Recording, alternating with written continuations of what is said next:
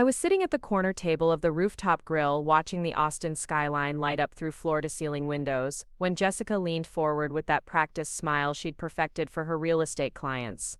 "Maya, honey," she said, her voice dripping with false concern, "we really need to talk about your dating expectations. They're just unrealistic. Before we jump back in, tell us where you're tuning in from, and if this story touches you, make sure you're subscribed, because tomorrow I've saved something extra special for you." The words hit me like ice water, especially since my date Ryan was sitting right there, calmly cutting into his steak like he hadn't just been insulted by proxy. Brad, Jessica's boyfriend, chuckled and raised his craft beer. "Seriously, Maya, you're 28. Maybe it's time to lower the bar a little." He gestured toward Ryan with his bottle. "I mean, this guy seems nice enough, but when's the last time you dated someone who could actually afford to take you somewhere like this?" I felt my cheeks burn as several nearby tables turned to glance our way. Ryan's jaw tightened almost imperceptibly, but he said nothing. That's when I realized how this entire evening had been orchestrated, not as a fun double date between friends, but as some kind of intervention about my so-called unrealistic standards. What happened next would change everything I thought I knew about love, friendship, and the power of assumptions. The whole mess started 3 days earlier when I ran into Jessica at Central Market. I was picking up ingredients for my weekly meal prep, pushing my cart past the organic produce section when I heard someone call my name. Jessica Rodriguez stood near the artisanal cheese display, perfectly styled in head-to-toe Lululemon, her freshly highlighted hair catching the afternoon light streaming through the market's skylights. "Maya, oh my God, I haven't seen you in forever," she squealed, pulling me into one of those air kisses that never quite makes contact. We'd known each other since college at UT, though our friendship had grown increasingly strained as our priorities diverged after graduation. While I focused on building my career at Bloom Marketing Agency, Jessica had thrown herself into Austin's social scene, documenting every brunch and boutique opening on her Instagram account. "How are you, Jess?" I asked, genuinely trying to be warm despite our recent distance. "I saw on social media that you closed on that lake house property. Congratulations." Her face lit up with the kind of excitement she usually reserved for designer sample sales. "Thank you. Yes, it was a 7-figure deal, and the commission was absolutely insane. Brad and I celebrated at Uchi afterward." She paused, studying my basket filled with sensible groceries and meal prep containers. "Speaking of Brad, we've been talking and we're worried about you." The word worried sent a small chill down my spine. Worried about what? Jessica glanced around the market as if checking for eavesdroppers, then leaned in conspiratorially. "Your dating life, sweetie. Or should I say, lack thereof. When's the last time you actually went on a date? And I mean a real date, not just meeting some random guy from Bumble for coffee." I bristled at her tone but tried to keep my voice level. "I've been focused on work lately. We landed the Morrison account last month and it's been consuming most of my time." "That's exactly what I mean," Jessica said, her expression shifting to what she probably thought was compassionate concern. "You're so focused on your career that you're missing out on life. You're not getting any younger, Maya, and frankly your standards have become a little, well, unrealistic." The accusation stung more than I expected. "What do you mean by unrealistic?" Jessica sighed dramatically, as if explaining something obvious to a child. "You reject guys because they don't read enough books, or because they care about sports, or because they drive a truck instead of a hybrid. You turned down that investment banker because he didn't know who wrote Pride and Prejudice. I mean, come on, not every guy is going to be some intellectual poet who drives a Prius and volunteers at animal shelters in his spare time." Heat crept up my neck. "I don't expect perfection, Jess. I just want someone who shares my values. Someone who's curious about the world, who treats people with respect, who has emotional intelligence." I don't think that's asking too much. "Emotional intelligence," she repeated with air quotes, rolling her eyes. "See, this is what I'm talking about. You've created this impossible checklist that no real man can live up to. Meanwhile, you're going to end up alone because you refuse to be practical about dating." Before I could respond, she grabbed my arm with sudden enthusiasm. "Actually, this is perfect timing. Brad has a friend visiting from LA this weekend, and we were thinking of doing a double date. Nothing fancy, just dinner. It'll be good for you to get back out there and practice being more flexible with your expectations." Something about the way she said flexible made my stomach turn, but I found myself nodding anyway. Maybe she had a point. Maybe I had been too rigid in my standards. Maybe it was time to give someone a chance, even if they didn't check every box on my mental list. His name is Ryan, Jessica continued, already pulling out her phone to coordinate details. He's really sweet, very down to earth. Honestly, he might be perfect for you if you can just keep an open mind and not overthink everything. That's how I found myself spending Saturday afternoon at Nordstrom in the Domain, searching for an outfit that struck the right balance between looking nice and not appearing to try too hard. My roommate Sophie had insisted on coming along to provide moral support and fashion advice.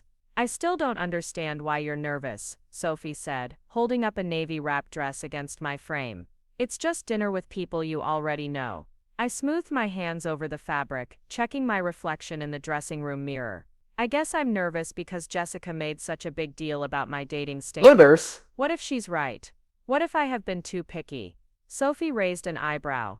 Maya, you're one of the most genuine, thoughtful people I know. Wanting a partner. Preparing and narrating this story took us a lot of time, so if you are enjoying it, subscribe to our channel. It means a lot to us. Now back to the story. Partner who actually engages with the world and treats people well isn't being picky. It's having self-respect. But maybe I'm missing out on good guys because I'm too focused on things that don't really matter. I said, voicing the doubt that had been gnawing at me since the conversation at Central Market. Name one thing on your supposed list that doesn't actually matter, Sophie challenged. I thought for a moment. Well, maybe the guy doesn't need to love reading as much as I do. Maybe he just needs to respect that I love books, even if he prefers podcasts or documentaries. That sounds reasonable to me, Sophie said. What else? Maybe he doesn't need to drive a fuel-efficient car. Maybe he just needs to be environmentally conscious in other ways, or at least not actively hostile to the idea of sustainability. Also reasonable. Maybe he doesn't need to volunteer regularly, as long as he's kind to service workers and doesn't treat people poorly based on their job or income level. Sophie smiled. Maya, listen to yourself. Everything you just described is basic human decency and compatibility. Those aren't unrealistic standards. Those are the bare minimum requirements for dating a decent person. But Jessica's words continued to echo in my head as I selected the navy dress and a pair of comfortable heels. Maybe I was overthinking things. Maybe I should approach this date with a completely open mind and see what happened. Saturday evening arrived faster than I expected. I spent an hour getting ready, choosing simple jewelry and keeping my makeup natural. I wanted to look like myself, not some artificial version designed to impress a stranger. As I grabbed my purse and keys, Sophie called out from the living room. Remember, you're amazing exactly as you are. Don't let anyone make you feel like you need to settle for less than you deserve. The Rooftop Grill was exactly the kind of place Jessica would choose for maximum social media impact. Located on the 7th floor of a downtown high-rise, it offered panoramic views of Lady Bird Lake and the Austin skyline. The hostess led me to a corner table where Jessica and Brad were already seated, Jessica's phone propped against the wine list as she took photos of her cocktail. Maya, you look gorgeous, Jessica said, standing to give me another air kiss. I love that dress on you. Very classic, very safe. The word safe felt like a backhanded compliment, but I smiled and took my seat. Brad nodded hello without looking up from his phone, where he appeared to be scrolling through sports highlights. So where's this mysterious friend of yours?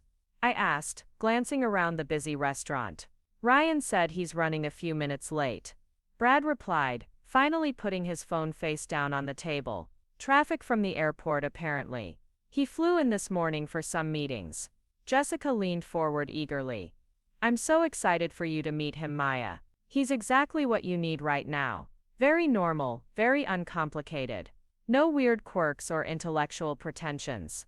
The way she said intellectual pretensions made it clear that she viewed my love of books and thoughtful conversation as character flaws rather than preferences. I was beginning to regret agreeing to this dinner when I spotted someone approaching our table. Ryan Mitchell looked nothing like what I'd expected based on Jessica's description. He was tall and lean, with dark hair that looked like he'd run his fingers through it and warm brown eyes that crinkled slightly at the corners when he smiled. He wore dark jeans, a simple white button-down shirt, and a navy blazer that looked expensive but understated. There was something magnetic about his presence, a quiet confidence that made heads turn as he walked through the restaurant. Sorry I'm late, he said, extending his hand to me first. You must be Maya. I'm Ryan. His handshake was firm and warm, and when our eyes met, I felt an unexpected flutter in my stomach. There was an intensity to his gaze that made me feel like he was actually seeing me, not just looking in my general direction. It's nice to meet you, I managed, hoping my voice sounded steadier than I felt. He greeted Jessica and Brad with easy familiarity before taking the seat across from me. I hope you haven't been waiting long. My driver got turned around trying to find the parking garage. Driver, Jessica's eyebrows shot up with interest. Ryan looked slightly uncomfortable. Just an Uber. I don't really know my way around Austin yet. Jessica's expression shifted to something that looked almost like disappointment, and I caught her exchanging a meaningful glance with Brad. I got the distinct impression that they'd been hoping for a different answer. So Ryan, Jessica said, her real estate agent smile sliding back into place. Tell Maya what you do for work. I know Brad mentioned you're visiting from LA. Ryan paused for a moment, seeming to choose his words carefully. I work in entertainment. Nothing too exciting, mostly behind-the-scenes stuff. Oh, like production? I asked, genuinely curious. Something like that, he said with a small smile. But I'm much more interested in hearing about what you do, Maya. Brad mentioned you work in marketing. For the next hour, Ryan asked thoughtful questions about my work, my interests, and my perspective on Austin as a city. He listened intently to my answers, asked follow-up questions that showed he was actually paying attention, and shared stories about his own experiences that were funny without being crude or self-aggrandizing. He was exactly the kind of person I enjoyed talking to. Curious, articulate, and genuinely interested in connecting with another human being. Which made what happened next so much more painful.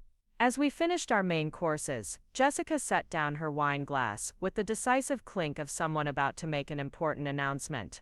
So Maya, she said, her voice taking on that false concern tone I was beginning to recognize. Now that we've all had a chance to get to know each other, I think this is a perfect opportunity to address something Brad and I have been discussing. My stomach dropped. What do you mean? Brad leaned back in his chair, looking pleased with himself. We've been thinking about your dating situation, and we realize that part of the problem might be your approach, your expectations. Ryan's fork paused halfway to his mouth, but he didn't say anything. I could feel my face growing hot with embarrassment. I don't understand, I said quietly, hoping to keep this conversation from becoming a public spectacle. Jessica reached across the table and patted my hand in a gesture that felt more condescending than comforting. Sweetie, we love you, but you have to admit that your standards are a little intense. You reject perfectly nice guys for the most ridiculous reasons. Like what? I asked, my voice barely above a whisper. Like that guy David from my Christmas party, Brad said, counting on his fingers. You didn't give him a chance because he'd never heard of some obscure author you liked. It was Shakespeare, I said defensively. And he bragged about never reading books, then mocked me for enjoying literature. Jessica waved dismissively. See, this is exactly what we mean. You're so focused on these intellectual compatibility issues that you miss out on guys who could make you happy in other ways. Ryan set down his fork and looked directly at me. What kind of things are important to you in a relationship? It was the first time anyone had asked me that question directly, without judgment or mockery. I want someone who's curious about the world, I said, feeling suddenly vulnerable. Someone who treats people with kindness, regardless of their job or social status. Someone who can have a real conversation about something other than sports or the stock market. Someone who makes me laugh and challenges me to think differently about things. Those sound like pretty reasonable expectations to me, Ryan said quietly. Jessica laughed, a sound that carried more edge than humor. Oh, come on. Maya, you literally have a mental checklist.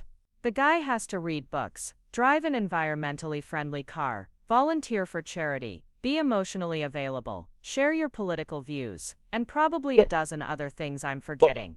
No real man is going to check all those boxes. Especially not guys in our social circle. Brad added. You're not exactly going to find your dream guy at happy hour with our crowd. Maybe it's time to be more realistic about what's actually available. The words hung in the air like smoke, acrid and suffocating. I could feel other diners glancing our way, drawn by the rising tension at our table. Ryan's expression had grown very still, his dark eyes moving between Jessica and Brad, with something that looked like controlled anger. More realistic, I repeated slowly. Exactly, Jessica said, apparently missing the dangerous quiet in my voice. Like maybe the guy doesn't need to be a bookworm. Maybe he just needs to be successful and reliable. Maybe he drives a pickup truck because he needs it for work, not because he's trying to destroy the environment. Maybe he watches football on Sundays instead of reading poetry, but he's still a good provider who'll treat you well. Brad nodded enthusiastically. And maybe he's not going to spend an hour discussing the symbolism in some pretentious movie, but he'll remember your birthday and take you on nice vacations. That's worth something, right? I felt like I was drowning in their words, each suggestion another weight pulling me under. These were supposed to be my friends, people who cared about my happiness. But every word they spoke made me feel smaller and more foolish for wanting what I wanted. I mean, look at Ryan here, Jessica continued, gesturing toward my date with the casual cruelty of someone who thought she was being helpful. He seems like a perfectly nice guy. Maybe he's not going to quote Dostoevsky over dinner, but he's polite, he's attractive, he showed up on time. Sometimes sometimes good enough really is good enough. The silence that followed was deafening. Ryan's face had gone completely expressionless. The warmth and humor that had characterized our conversation throughout dinner now, hidden behind a mask of careful neutrality. I wanted to disappear, to sink through the floor, and emerge somewhere far away from this humiliating moment. You know what? Ryan said finally, his voice dangerously calm. I think there's been a misunderstanding here. He reached into his blazer pocket and pulled out his phone, which had been buzzing intermittently throughout dinner. With deliberate slowness, he turned the screen toward our table. The lock screen showed dozens of notifications, missed calls, text messages, social media mentions. But it was the contact name at the top of the most recent message that made Jessica's wine glass slip from her suddenly nerveless fingers. The message was from someone listed as Manager Ridget. But that wasn't what made the blood drain from Jessica's face. It was the photo associated with the contact, a professional headshot that clearly showed Ryan's face, along with a name that made Brad's mouth fall open in shock. Because Ryan Mitchell wasn't just some random guy from LA who worked behind the scenes in entertainment. Ryan Mitchell was one of the most recognizable actors of our generation, with 3 blockbuster films and an Emmy-nominated television series to his credit. His face had graced magazine covers, billboards, and movie posters around the world. He was the kind of celebrity who caused traffic jams when at coffee shops, whose relationship status was regularly debated on entertainment blogs, who had been named one of the most eligible bachelors in Hollywood just 6 months earlier. And he had just spent the last 2 hours listening to my supposed friends explain why I needed to lower my standards and settle for good enough. The restaurant seemed to freeze around us as recognition dawned on Jessica's face. Her perfectly applied lipstick had left a smudge on the rim of her water glass, and she was staring at Ryan with the kind of wide-eyed show usually reserved for natural disasters or lottery winners. Brad's mouth was still hanging open, his craft beer forgotten in his hand as foam slowly dissipated on the surface. Ryan calmly placed his phone face down on the white tablecloth and took a sip of his wine, seemingly unbothered by the seismic shift that had just occurred at our table. The warm brown eyes that had been so focused on me throughout dinner now held a different quality. Not anger exactly, but a cool assessment that made me realize he'd been evaluating this entire situation from the moment he sat down. I'm sorry, Jessica stammered, her voice barely above a whisper. We didn't realize. Realize what? Ryan asked mildly, cutting a piece of his steak with surgical precision. That I might actually be capable of reading a book. That I might have thoughts about something other than sports and stock portfolios. That I might be the kind of person who treats waitstaff with respect and knows who wrote Shakespeare. The words hung in the air like accusations, and I felt my stomach twist with a combination of mortification and something that might have been hope. Had he really been paying that much attention to our conversation? Had he actually heard the way Jessica and Brad had been systematically dismantling my worth as a person? We were just trying to help. Maya, Brad said weakly, finally finding his voice. We thought, she's been single for a while, and we figured maybe she needed to adjust her expectations. Ryan's light was quiet but sharp enough to cut glass. Adjust her expectations. Interesting phrase. He turned to look at me directly, and I felt the full force of his attention like a physical weight. Maya, what exactly are these unrealistic standards that need adjusting? I could feel the eyes of nearby diners on us now, drawn by the tension radiating from our corner table. A server approached hesitantly, probably wondering if we needed anything.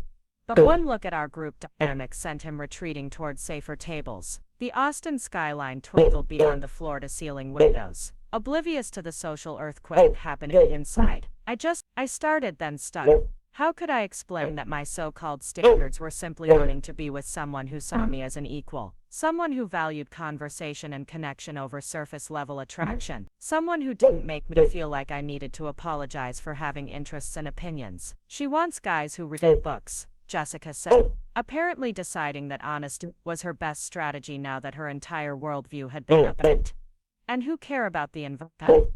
And who can talk about art and politics and literature? She turned down a perfectly nice investment banker because he didn't know basic literary references. He called Pride and Prejudice chick lit trash, and said reading fiction was a waste of time. I said quietly, finding my voice. Then he spent an hour explaining why emotional intelligence was just a buzzword invented by weak people. Ryan nodded slowly, as if filing this information away. And that seemed unreasonable to you? He asked Jessica.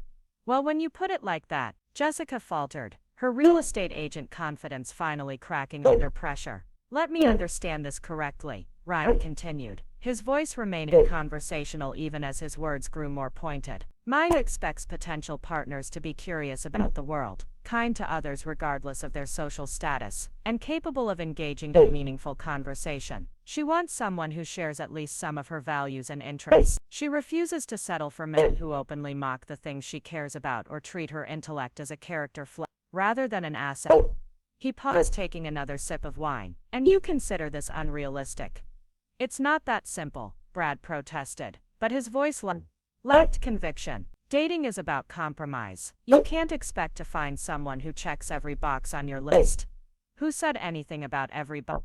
Ryan asked. It sounds like Maya's looking for basic compatibility and mutual respect. That's not a checklist. That's the foundation of any healthy relationship. I felt tears prick at the corners of my eyes, not from sadness but from the strange relief of finally hearing someone articulate what I'd been trying to explain for months. Here was a person who understood that wanting to be valued for my mind as well as my appearance wasn't asking too much, that expecting kindness and intellectual curiosity wasn't setting the bar impossibly high. Jessica seemed to realize that her position was becoming increasingly indefensible. Look, we just want Maya to be happy, she said, switching to a more conciliatory tone. She's been single for 2 years, and we're worried that she's missing out on good relationships because she's too focused on finding someone perfect. 2 years, Ryan repeated thoughtfully. And in those 2 years, how many actually good relationships has she missed out on? How many genuinely kind, curious, emotionally intelligent men has she rejected for superficial reasons? The question hung in the air unanswered because we all knew the truth. In 2 years of dating in Austin, I'd encountered countless men who expected me to be grateful for their attention regardless of how they treated me. Men who interrupted me when I spoke, who rolled their eyes when I mentioned books or art,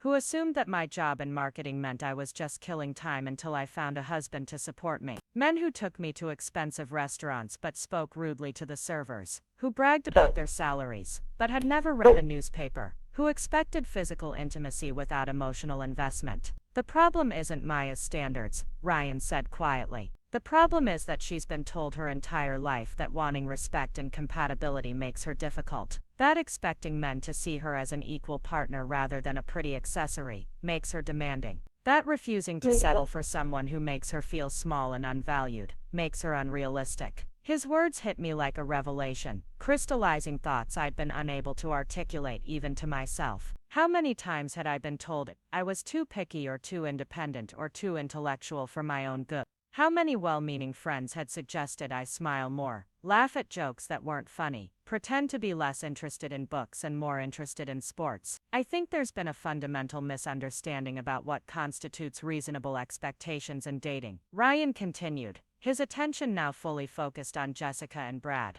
Maya doesn't need to lower her standards. The men she's been meeting need to raise them. Jessica's face had gone through several color changes during this conversation, settling finally on a pale pink that clashed with her carefully chosen lipstick. We didn't know, she said weakly. About who you are, I mean. If you had known, you would have treated Maya's preferences differently, Ryan asked. Her standards would suddenly become reasonable if you discovered she was having dinner with someone you recognized from magazine covers. The implication was clear and devastating. Jessica and Brad's entire worldview was built on external validation and social status. They couldn't conceive of judging someone's worth based on character or compatibility because they'd never learned to value those qualities in themselves. "That's not what I meant," Jessica protested, but her voice was barely audible. "Isn't it?" Ryan asked gently. "Because it seems to me that you've spent the entire evening explaining to Maya why she should be grateful for attention from any man, regardless of how he treats her.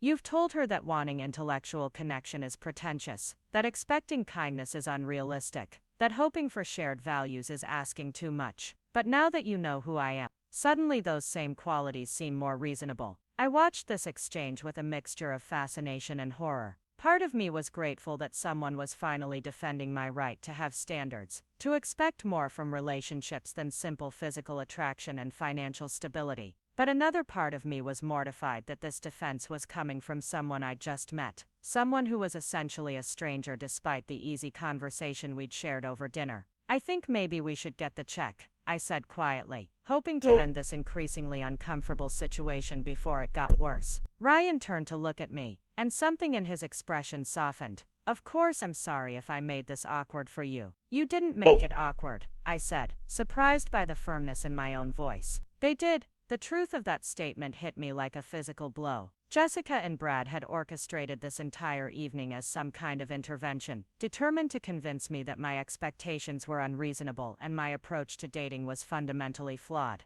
They'd brought me here not to introduce me to someone they thought I'd genuinely connect with, but to demonstrate why I needed to settle for less than what I wanted. "Maya," Jessica started, but I held up a hand to stop her. "No," I said, finding strength in Ryan's quiet support. "I don't want to hear any more about my unrealistic standards or my need to compromise. I don't want to hear about how I'm too picky or too difficult or too focused on things that don't matter. I'm tired of being made to feel like wanting respect and compatibility makes me some kind of impossible perfectionist." My voice was getting stronger with each word, fueled by months of accumulated frustration and the sudden clarity that Ryan's perspective had provided. "I'm not asking for perfection. I'm asking for partnership. I'm asking for someone who sees my mind as an asset rather than a liability, who values conversation and connection, who treats other people with basic human dignity. If that makes me unrealistic, then I'd rather be unrealistic than settled."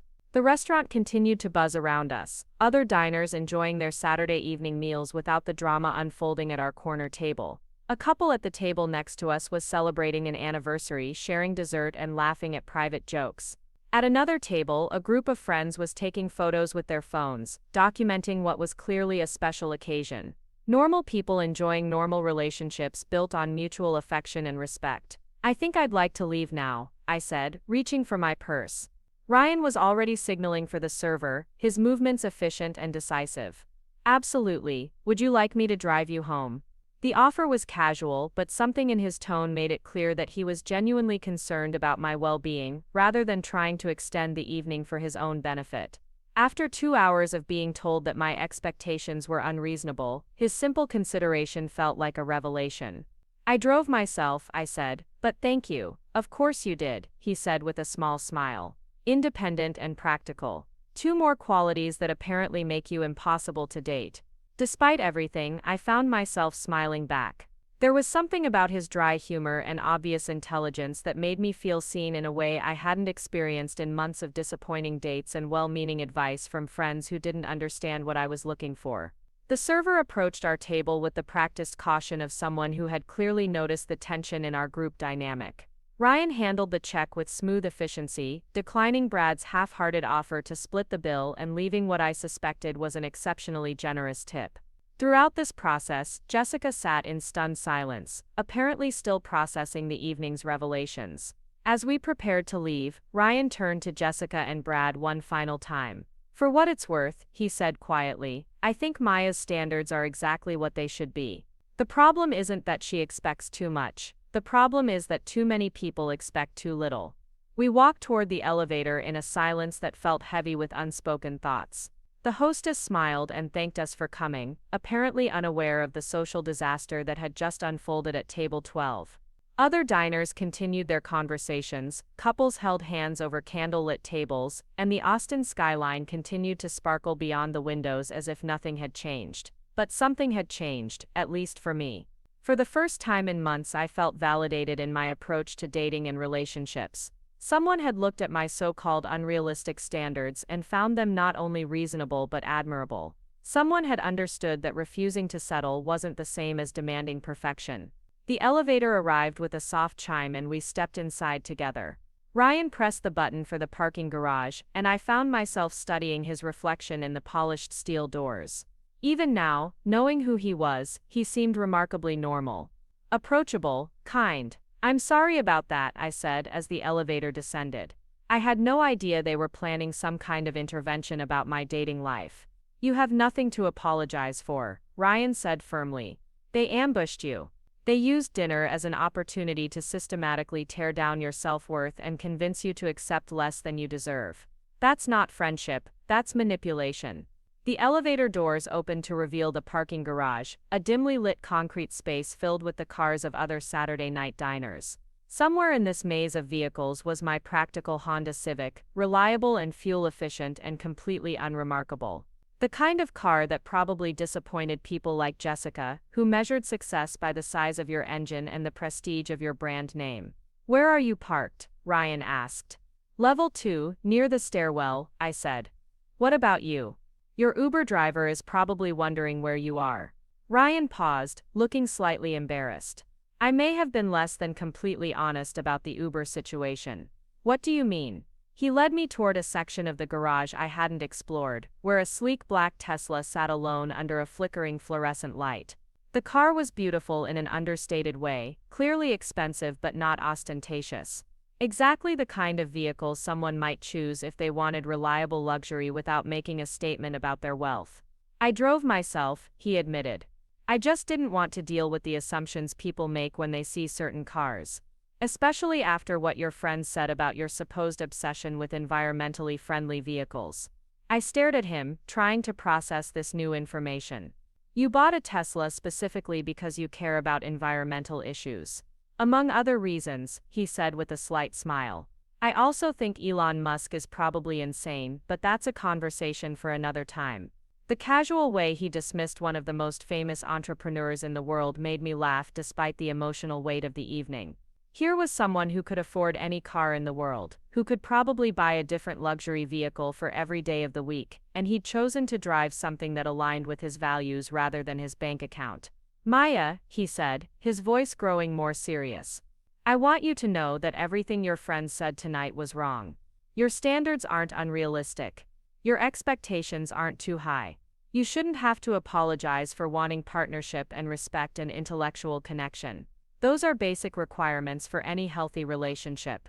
I felt tears threatening again, not from sadness but from the overwhelming relief of finally being understood. "Thank you," I said quietly. "I needed to hear that."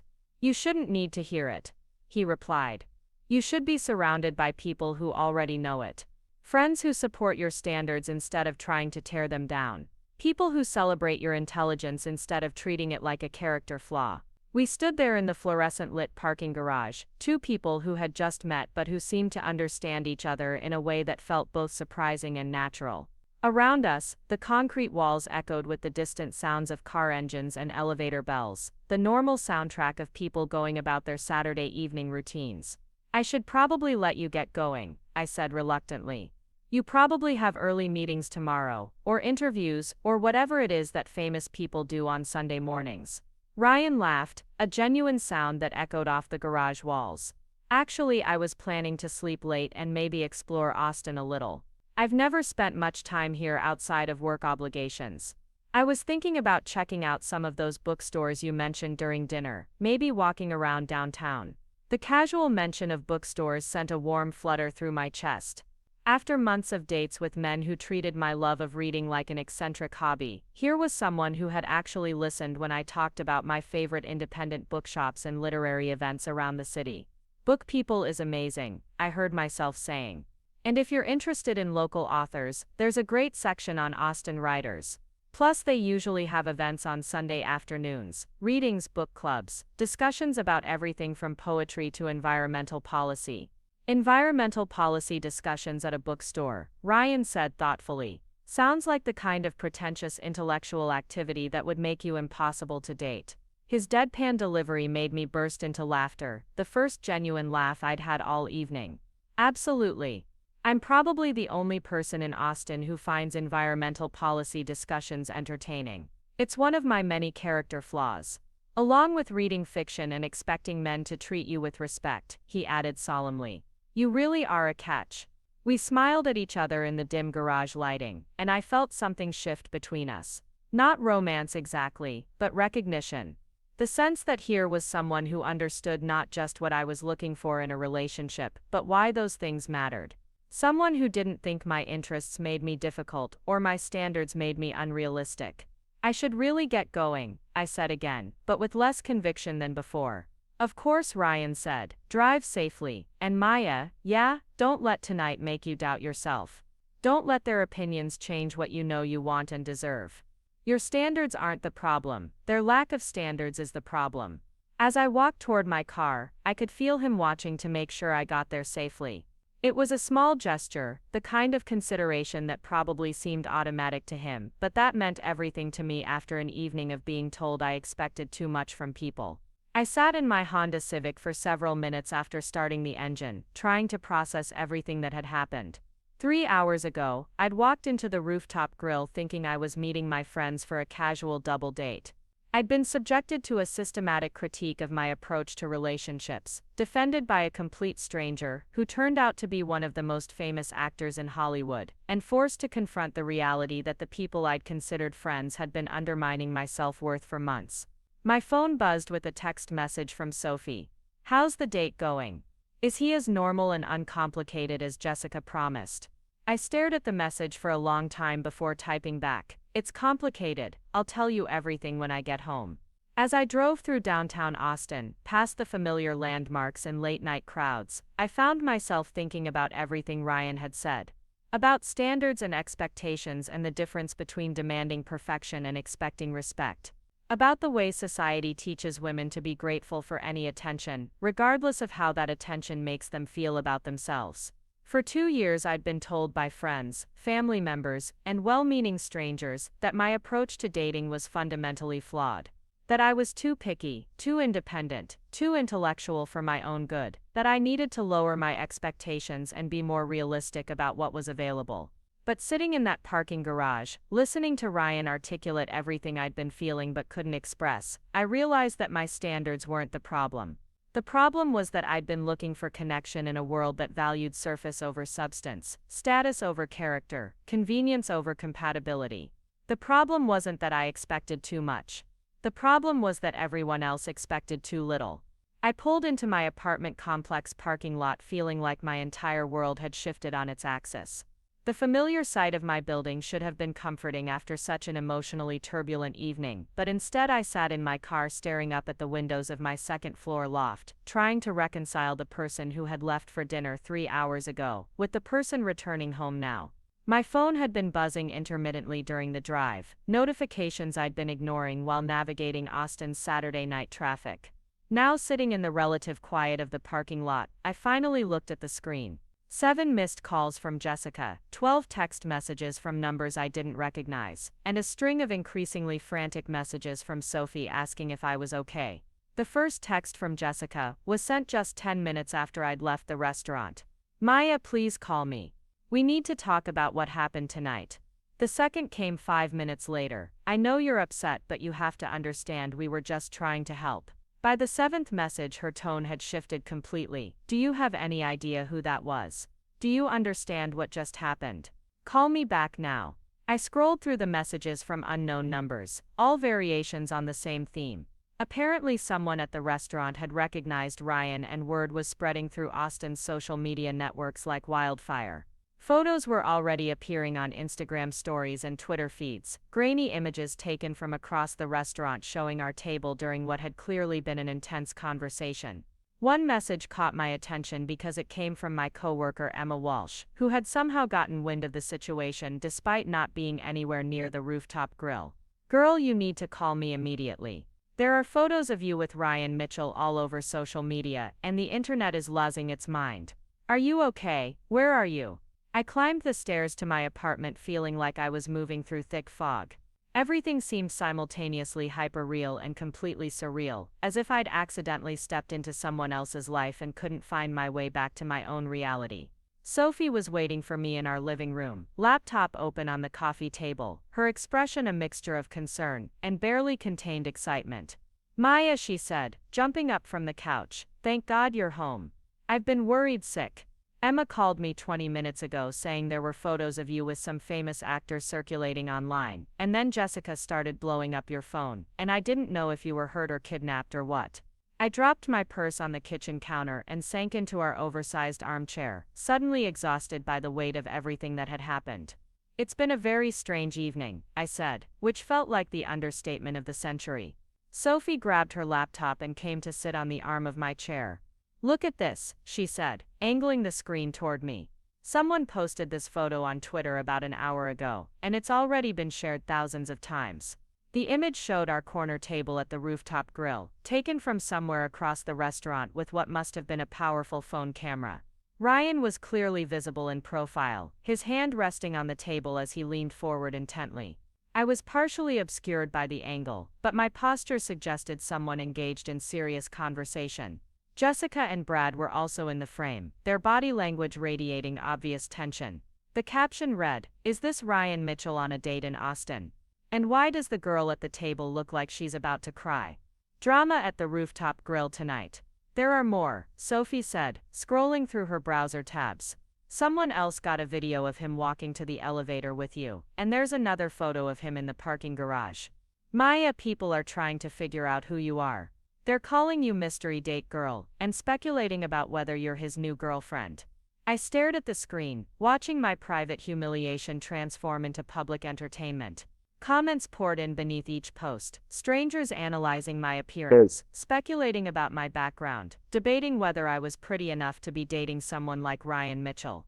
The casual cruelty of internet strangers felt like salt in an already raw wound.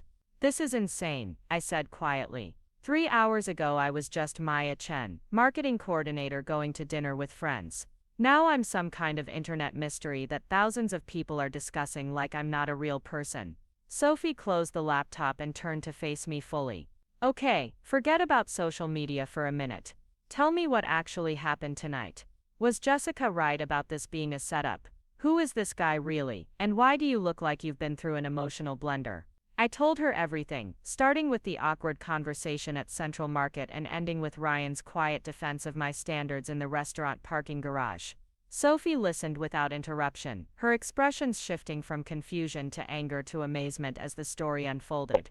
Wait, she said, when I finished. Let me make sure I understand this correctly.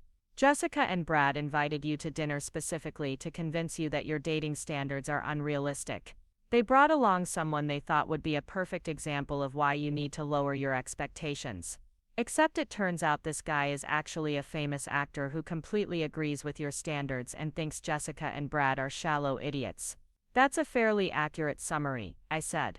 And now there are photos of you with this actor all over social media, which means Jessica and Brad are probably having simultaneous panic attacks because they basically insulted a celebrity to his face while trying to convince you to settle for less. Also accurate. Sophie stared at me for a long moment, then burst into laughter. Maya, this is the most incredible karmic justice I've ever witnessed in real life. They literally brought their own downfall to dinner. Her laughter was infectious, and despite the emotional exhaustion of the evening, I found myself giggling at the absurdity of the situation. You should have seen Jessica's face when she realized who he was, I said. I thought she was going to faint right into her wine glass. I bet Brad is frantically Googling how to apologize to a celebrities right now, Sophie said, wiping tears from her eyes. Oh my God, Maya, they must be dying. They spent 2 hours explaining to a famous actor why you're too picky and need to be more realistic about dating. My phone rang, interrupting our laughter.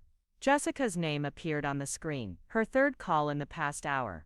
I looked at Sophie, who shook her head emphatically. Don't answer it, she said. Let her stew in her own panic for a while. After what they put you through tonight, she can wait until you're ready to deal with her.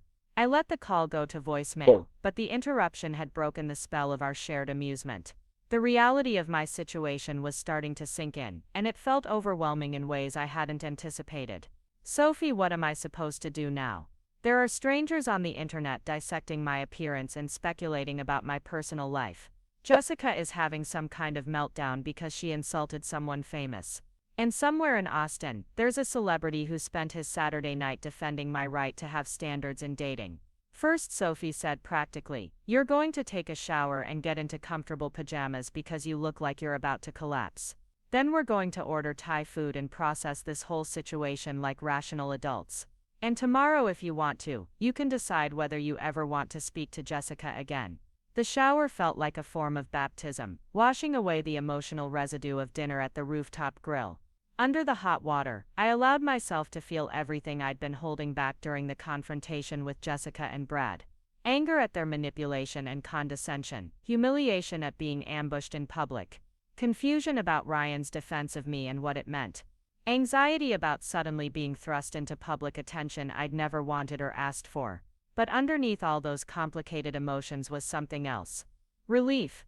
For the first time in months, someone had validated my approach to dating and relationships. Someone had looked at my supposed character flaws and found them admirable rather than problematic. Someone had understood that wanting respect and compatibility wasn't the same as demanding perfection. When I emerged from the bathroom in my softest pajamas, Sophie had already ordered pad thai and spring rolls from our favorite restaurant.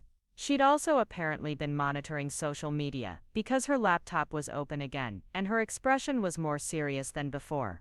"Maya," she said carefully, "I think there's something else you need to know about tonight." I settled onto the couch beside her, noting the tension in her voice. "What now?" She turned the laptop screen toward me, showing a video that had been posted to Instagram about 30 minutes earlier. The account belonged to someone named @Austin Foodie, and the video showed Ryan walking through the Rooftop Grill's dining room, moving with purpose toward what was clearly our table. The person filming had captured the moment from a distance, but the audio was surprisingly clear. "I can't believe he's here," a woman's voice whispered off camera. "Should I go say something? Should I ask for a photo?" "Don't bother him while he's eating," someone else replied. "But keep filming, maybe we'll see who he's with." The video continued for almost 2 minutes, showing Ryan's arrival at our table, his introductions, and the beginning of our dinner conversation. Whoever was filming had a clear view of our corner table, and while the audio wasn't perfect, certain phrases were audible. "Something like that," Ryan's voice said, in response to my question about his work in entertainment. "But I'm much more interested in hearing about what you do, Maya," came through clearly, along with his follow-up questions about my job and interests. The video cut off abruptly, but there was enough content to provide context for what had followed. Comments beneath the post were already speculating about the identity of Maya, and debating whether this was a romantic dinner or a business meeting. "There's more," Sophie said grimly, switching to another browser tab. Someone else got video of the confrontation. This second video was grainier, and obviously shot from farther away, but it captured the moment when Jessica had leaned forward to address my unrealistic standards. The audio was mostly indecipherable, but Ryan's body language was unmistakably defensive, and my obvious distress was visible even from across the restaurant. "Trouble in Paradise." The original poster had captioned the video, "Mystery date night takes a dramatic turn." I watched myself in these stolen moments, seeing my own reactions from an outside perspective for the first time. The way my shoulders had tensed when Jessica started her intervention. The way I'd looked down at my hands when Brad made his comment about lowering the bar. The way my posture had straightened when Ryan began defending my standards. "Maya," Sophie said gently, "are you okay? I know this has to be overwhelming." "I'm trying to process it all," I said honestly. "This morning I was just a normal person going about my normal life. Tonight I'm someone that strangers feel entitled to photograph and discuss online. It's surreal and invasive, and I don't know how to handle it." My phone buzzed with another call from Jessica.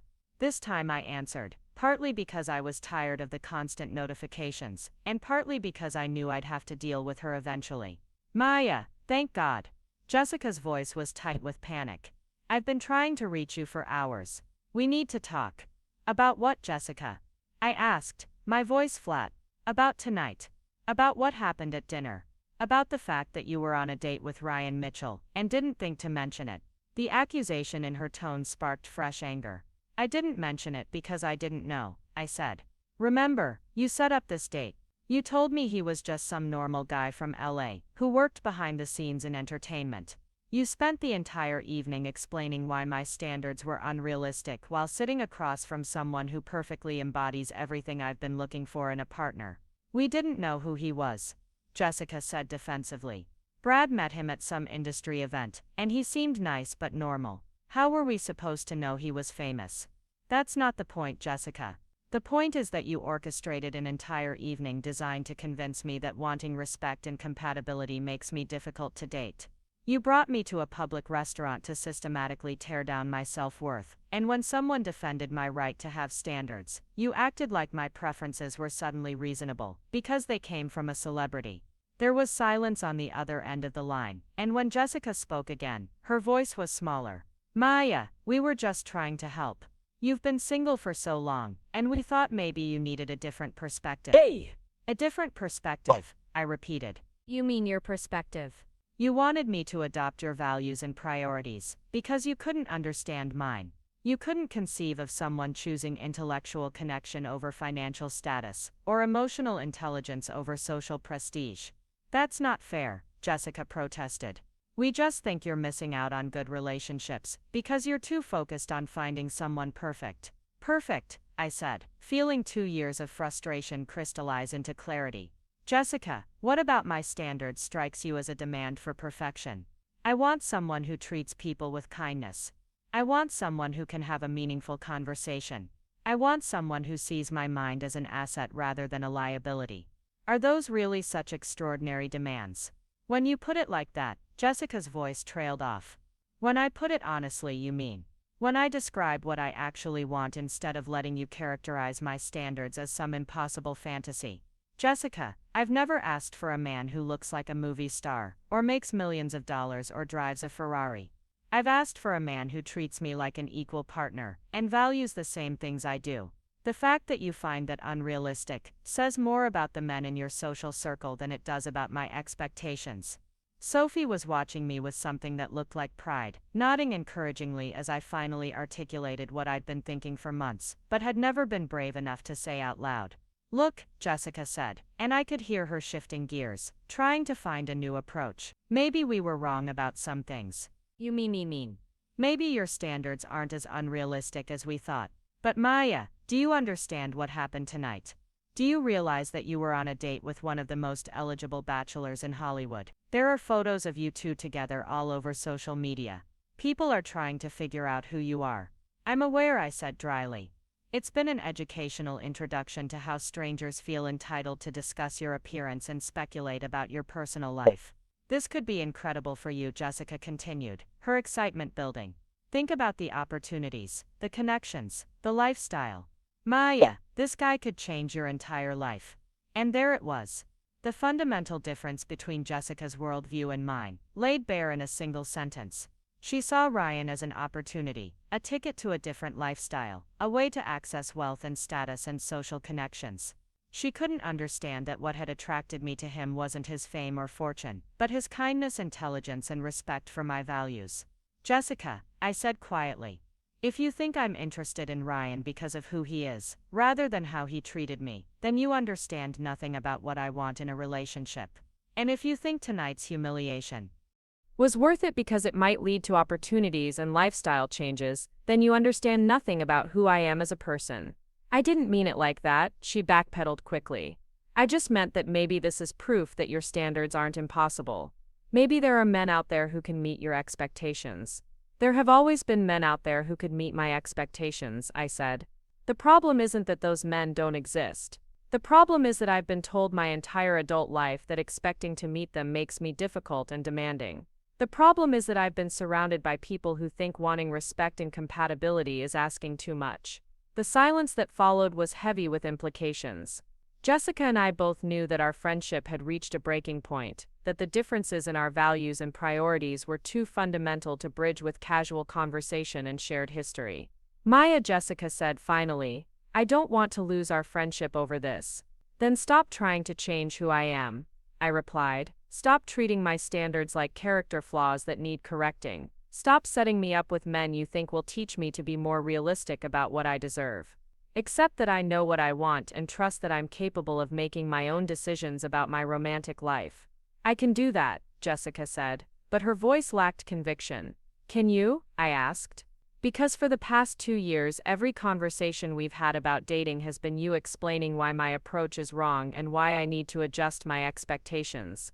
Tonight you brought me to dinner specifically to demonstrate why I should settle for someone who doesn't share my values or respect my intelligence. That's not friendship, Jessica. That's manipulation disguised as concern. After I hung up, Sophie and I sat in comfortable silence while we waited for our Thai food to arrive. The apartment felt peaceful after the emotional intensity of the restaurant and the phone call, a sanctuary where I could process everything that had happened without judgment or unwanted advice. You know, Sophie said eventually, I've been thinking about what that guy Ryan said tonight, about how your standards aren't the problem, but everyone else's lack of standards is the problem. I think he's right. What do you mean? I mean that for as long as I've known you, you've been apologizing for wanting what you want. You've been told that expecting intelligence and kindness and compatibility makes you too picky, so you've internalized the idea that there's something wrong with your approach to dating. But there's nothing wrong with having standards. There's something wrong with a culture that tells women to be grateful for any attention, regardless of how that attention makes them feel about themselves. Her words echoed Ryan's observations from earlier in the evening, and I felt that same sense of validation and relief. For years I'd been made to feel like my approach to relationships was fundamentally flawed, like wanting emotional connection and intellectual compatibility made me demanding and unrealistic. I think I've been gaslighted, I said slowly, the realization crystallizing as I spoke. Not maliciously maybe, but systematically. I've been told so many times that my standards are too high that I started to believe it myself. I started to think that maybe I was being unreasonable, maybe I was asking for too much. But you weren't, Sophie said firmly. You were asking for basic respect and compatibility. You were asking to be valued for your mind as well as your appearance. You were asking for partnership instead of settling for someone who would tolerate your interests while expecting you to be grateful for their attention. The Thai food arrived as we were deep in this conversation, and we spread the containers across our coffee table while continuing to process the evening's events.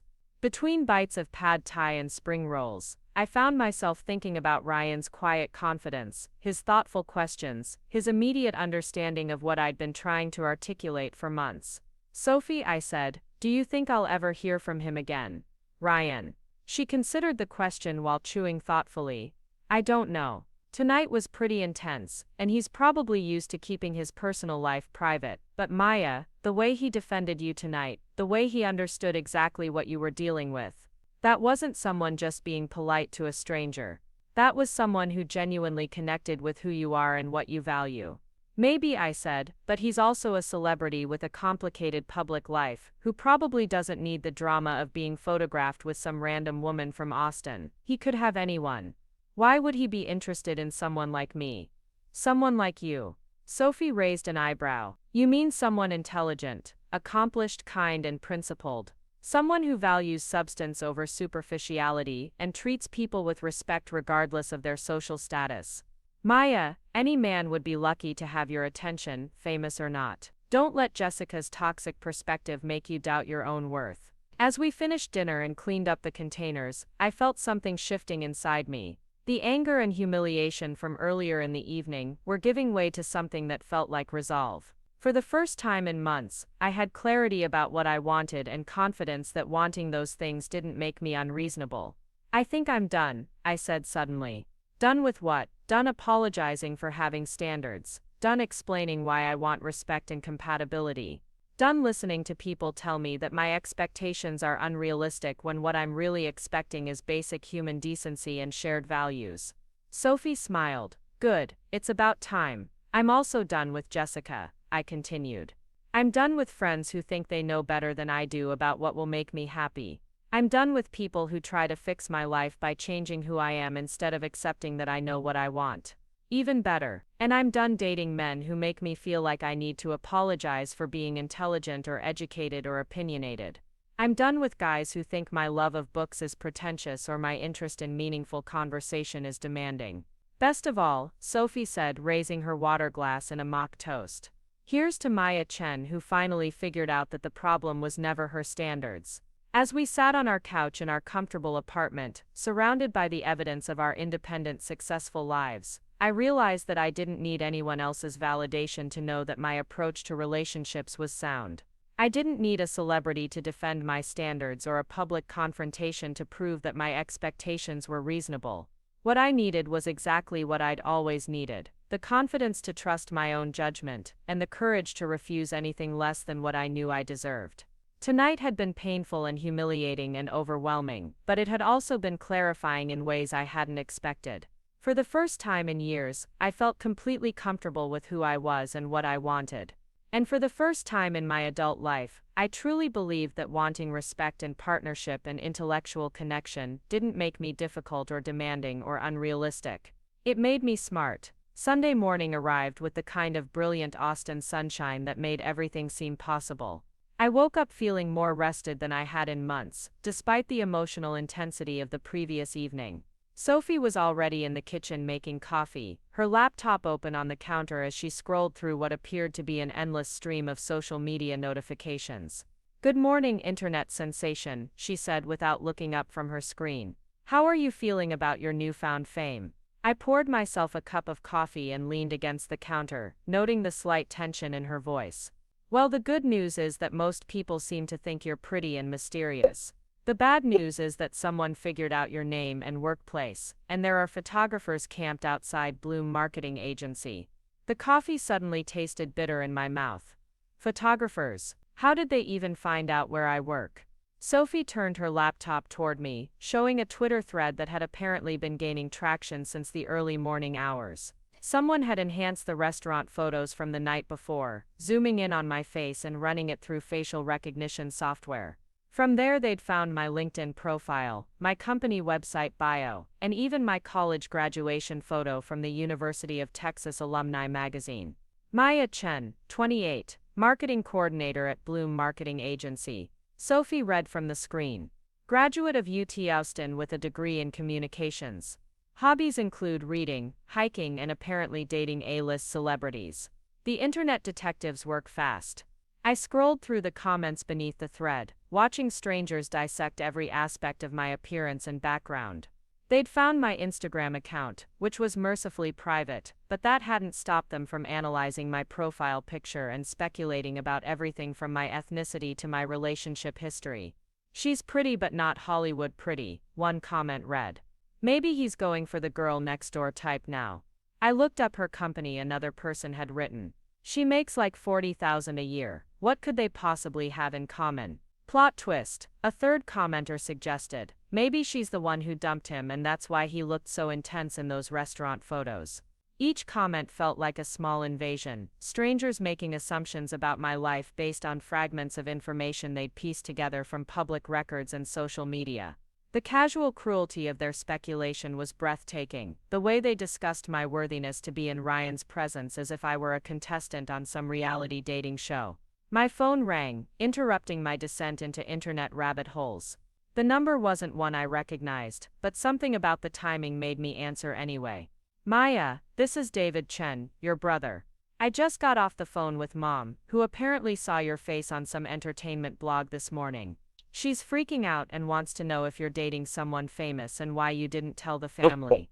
I closed my eyes, already dreading the conversation that was clearly coming. My parents were wonderful people, but they'd never fully understood my approach to dating and relationships. They'd been gently suggesting for years that I was too selective, that I should focus more on finding someone stable and less on finding someone who shared my interests and values. "David, it's complicated. I went on one date, and it turned into this whole thing because people at the restaurant recognized him and started taking photos." "One date with Ryan Mitchell," David said, and I could hear the amazement in his voice. "Maya, do you understand who this guy is?" Lisa spent the morning showing me clips from his movies and explaining why this is apparently a big deal. "I know who he is now," I said. I didn't when I agreed to the date.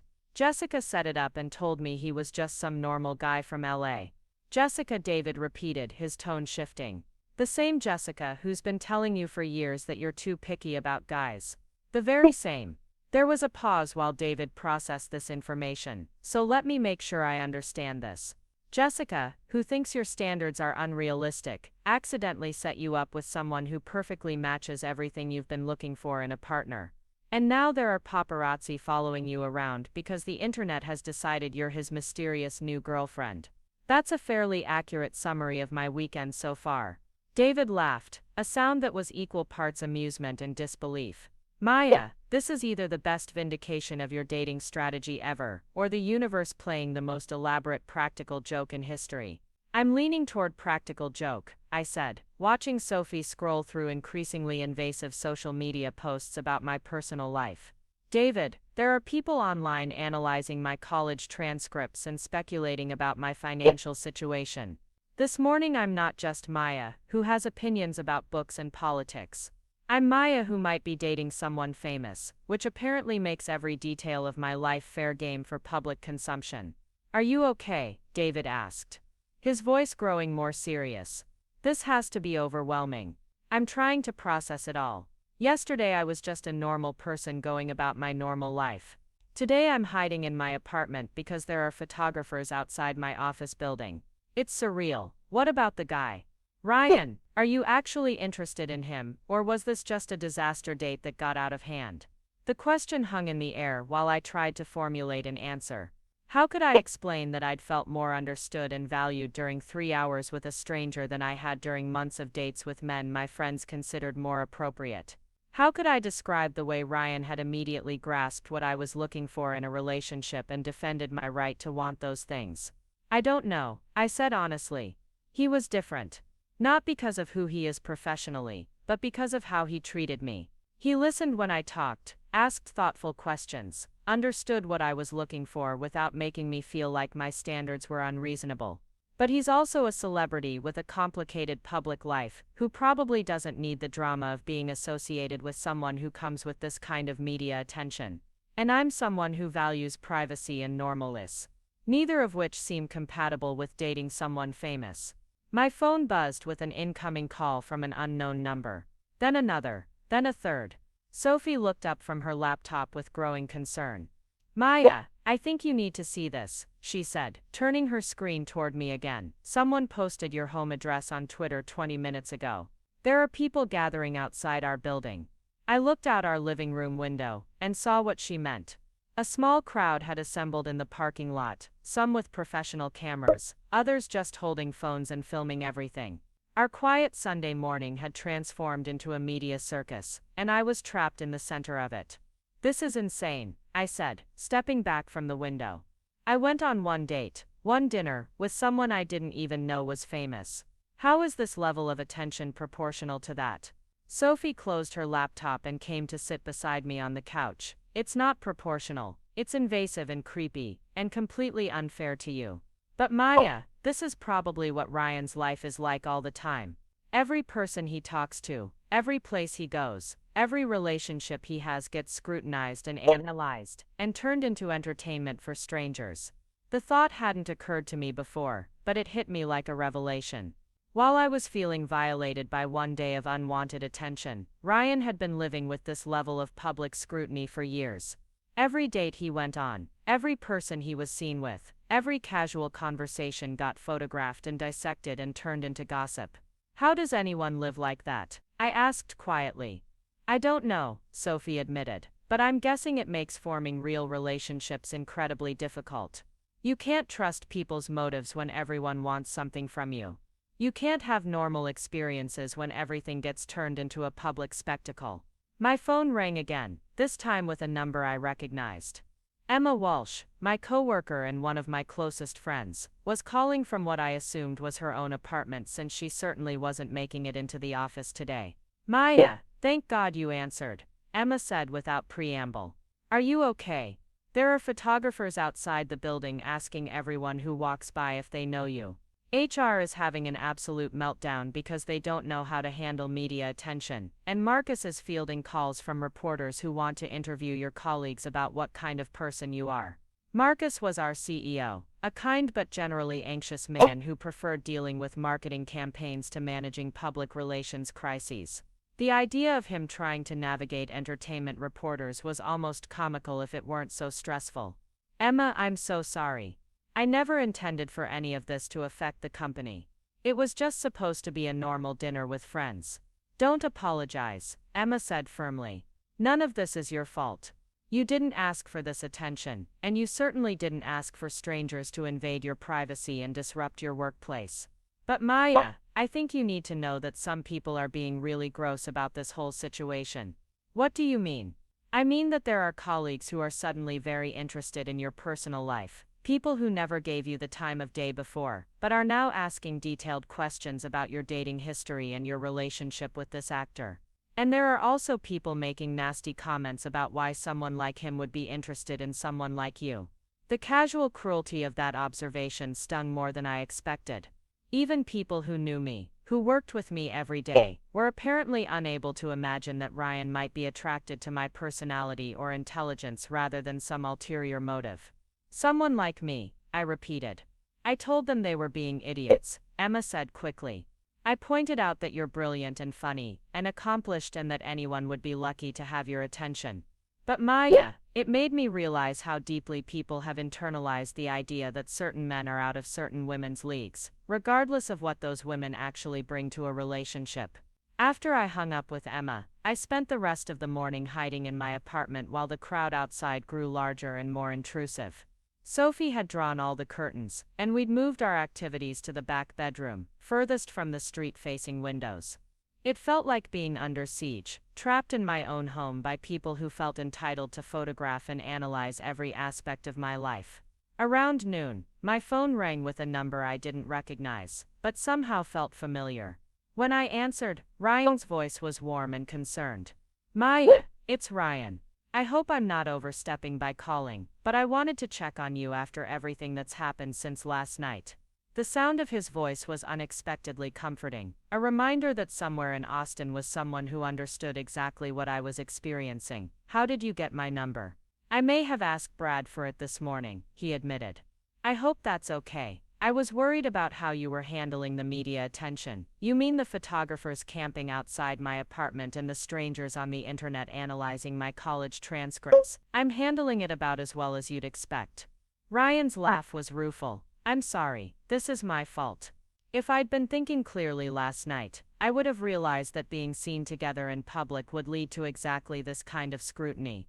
I should have warned you, or suggested somewhere more private for dinner. You couldn't have known, I said. I certainly didn't expect one dinner to turn into a media circus. Is it always like this for you? Usually worse, he said honestly. But I've had years to develop coping strategies and security measures. You were thrown into it without warning or preparation. I feel terrible about what you're going through because of me. There was genuine distress in his voice, and I realized that he was probably dealing with his own version of media attention today.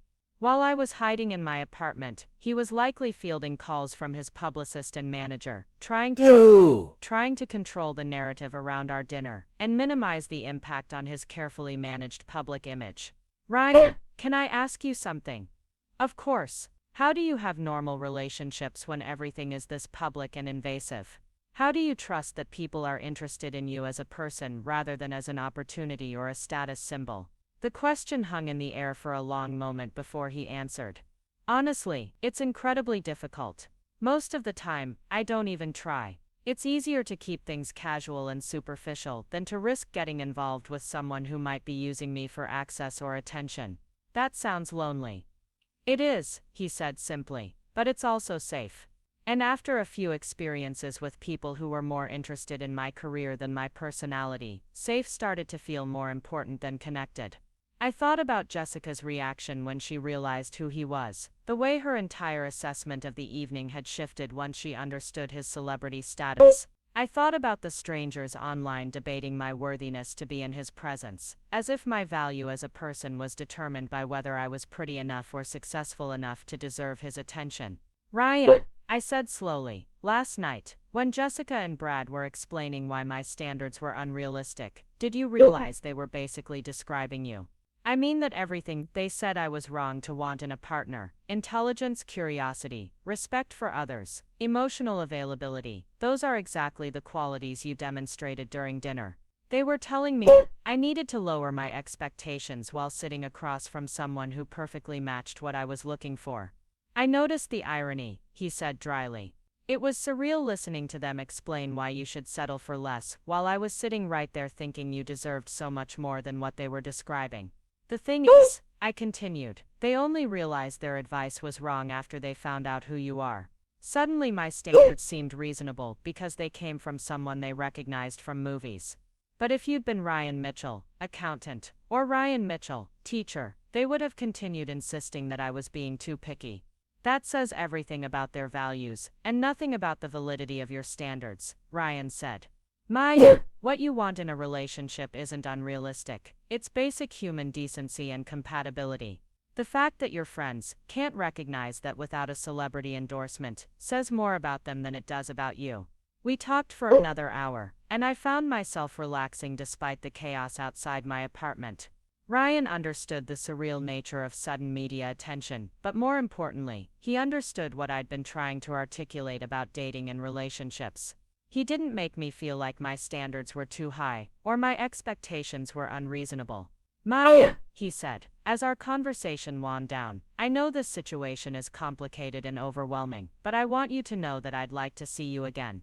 Not as some public spectacle or media event, but as two people who enjoyed each other's company, and want to explore that connection further.